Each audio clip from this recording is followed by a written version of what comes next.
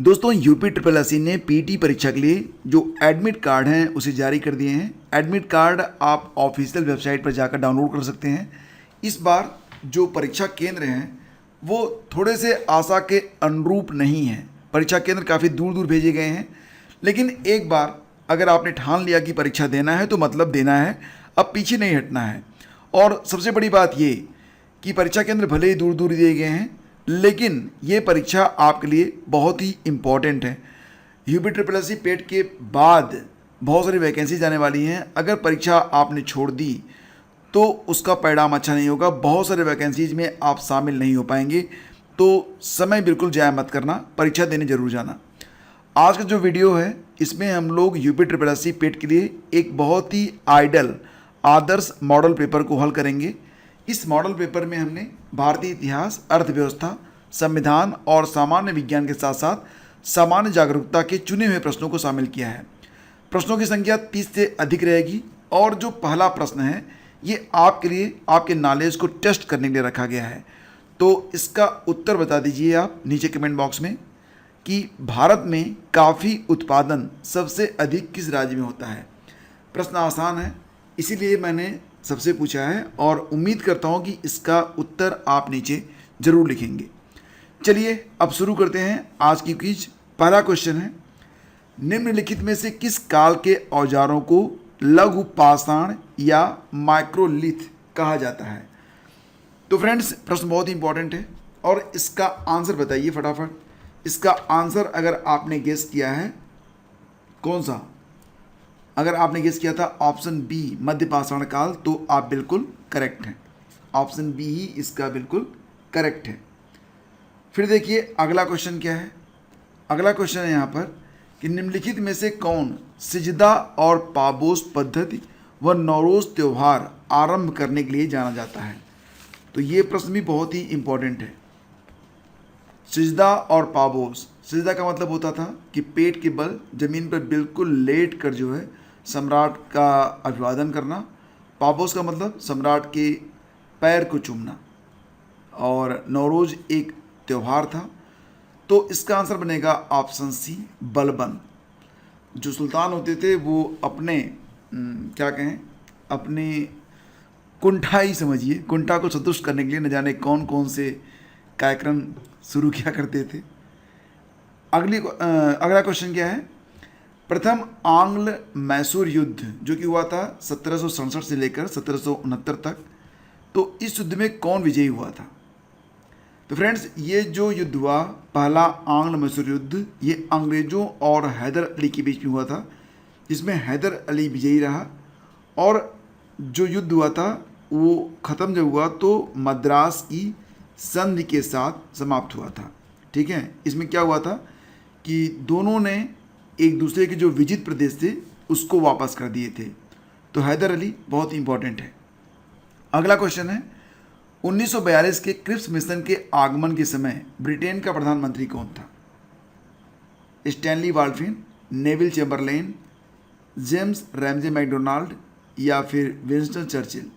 सही जवाब option D है, विंस्टन चर्चिल। अच्छा, क्रिप्स मिशन 1942 में आया था, ये याद रखना, 23 मार्च 1942 को। ठीक है, 23 मार्च 1942। और 23 मार्च का दिन बहुत ही इंपॉर्टेंट है। क्यों?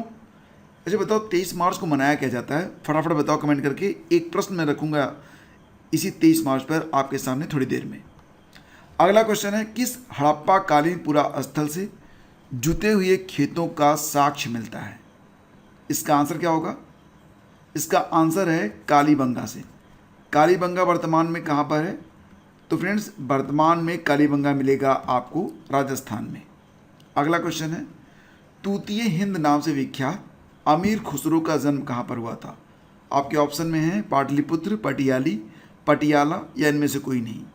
सही जवाब है ऑप्शन बी पटियाली, जो कि वर्तमान समय में कासगंज नाम से जाना जाता है। और कासगंज कहाँ पर स्थित है, यूपी में स्थित है। ठीक है, तो ऑप्शन बी इसका बिल्कुल करेक्ट है। 1857 में किस क्रांतिकारी का नाम रामचंद्र पांडुरंग था। रामचंद्र पांडुरंग के नाम से जाने जाते थे कौन।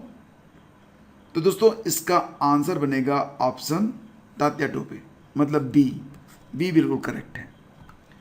लाहौर षड्यंत्र कांड में भगत सिंह, राजगुरु, सुखदेव को कब फांसी दे दी गई थी? अभी 30 सितंबर को 67वीं बीपीएससी की परीक्षा हुई थी, उसमें भी ये प्रश्न आया था। अच्छा, जो 67वीं बीपीएससी की परीक्षा हुई थी उसमें कुल मिला के जो 150 प्रश्न थे, जीएस के बड़े ही अच्छे प्रश्न थे। तो इस पर एक वीडियो मैंने अपलोड कर दिया है, लिंक वीडियो के डिस्क्रिप्शन में है, उसको वॉच कर लेना एग्जाम से पहले। और लाहौर षड्यंत्र केस में भगत सिंह, राजगुरु, सुखदेव को फांसी दी गई थी कब? 23 मार्च 1931 को। ऑप्शन ए करेक्ट है।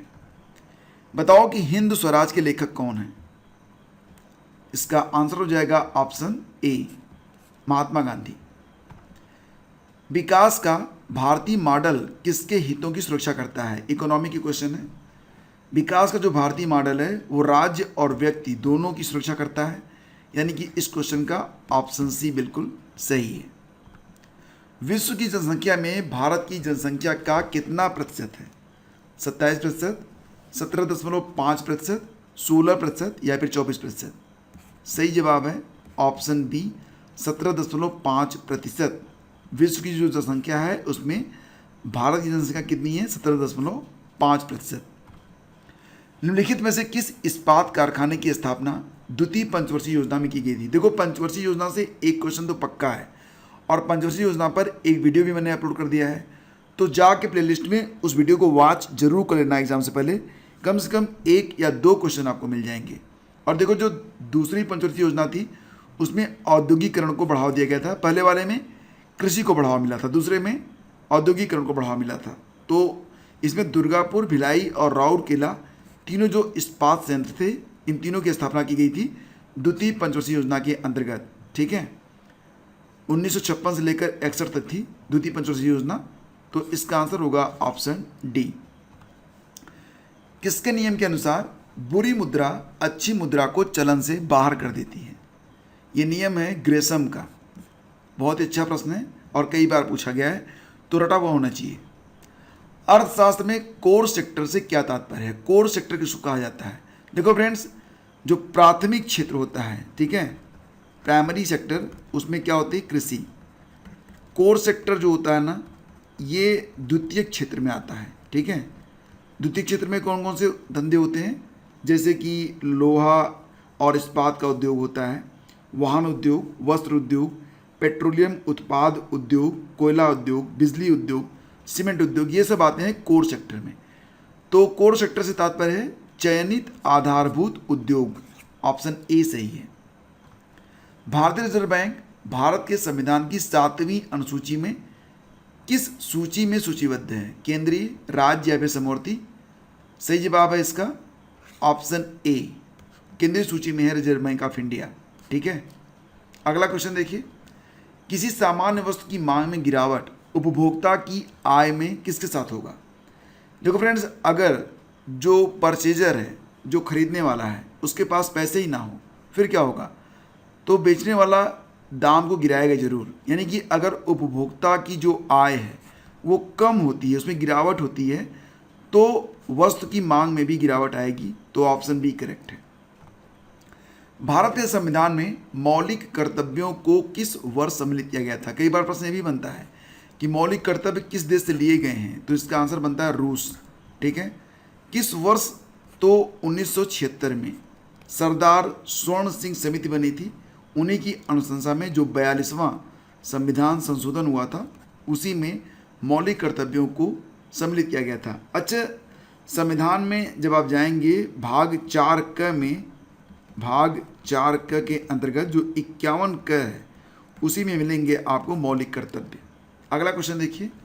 भारत के संविधान में निम्नलिखित में से कौन सा भाग नागरिकता से संबंधित है? नागरिकता से संबंधित कौन सा भाग है? तो दोस्तों, इसका आंसर हो जाएगा, बताओ, भाग 3।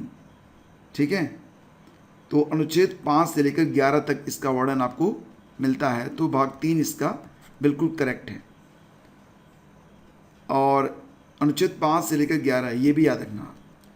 अगला क्वेश्चन है, भारत के मुख्य चुनाव आयुक्त की नियुक्ति कौन करता है?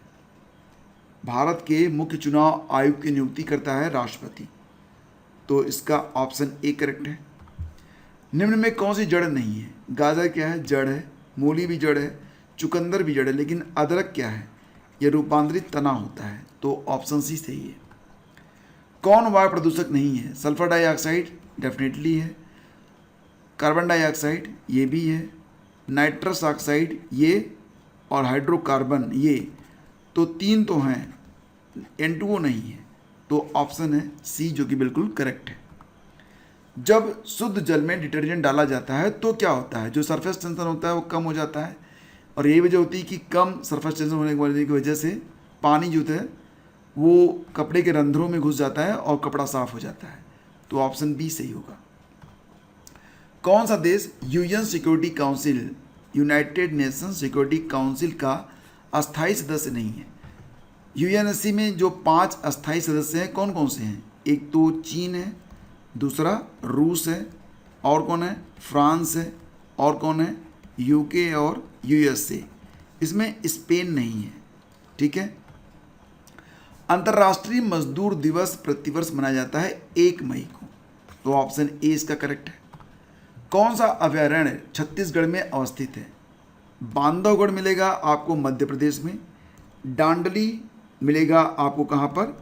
कर्नाटक में स्थित है डांडली। राजाजी राष्ट्रीय उद्यान मिलता है आपको कहाँ पर? उत्तराखंड में।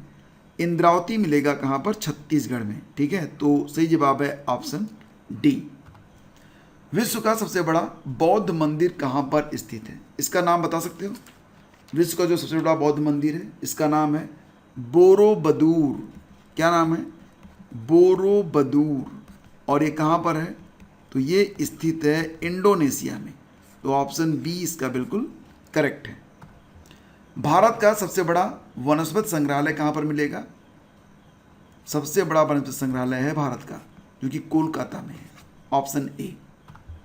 कोलेरू झील कहाँ पर स्थित है? ओडिशा में तो नहीं है, केरल में भी नहीं है, तमिलनाडु में भी नहीं है, आंध्रा में है। ऑप्शन सी करेक्ट है।